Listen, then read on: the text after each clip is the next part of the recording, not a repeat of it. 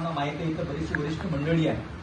70च्या दशकामध्ये शेती म्हणजे भारत स्वतंत्र झाला होता. स्वातंत्र्यानंतर भारतामध्ये प्रचंड भूकमारी उपासमारी आली होती आणि त्या काळामध्ये भारतीय शास्त्रज्ञांनी शेतकऱ्यांना सोबत घेऊन एक क्रांती घडवण्याचं ठरवलं.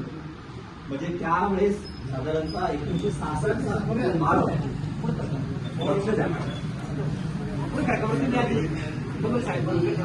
त्या 1966च्या काळामध्ये एका शास्त्रज्ञाने भारतीय शेतकऱ्यांना एक छोटीशी संकल्पना दिली.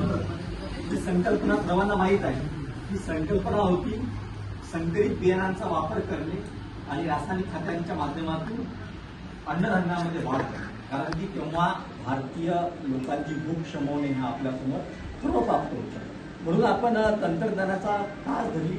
त्यावेळेस त्या काळात त्यावेळेच्या शेतकऱ्यांचं खरोखर आपल्याला कौतुक करावं वाटेल की ते एवढ्या बिकट परिस्थितीत त्या शेतकऱ्यांनी नवीन तंत्रज्ञान अतिशय चांगल्या प्रकारे आत्मसात केलं आणि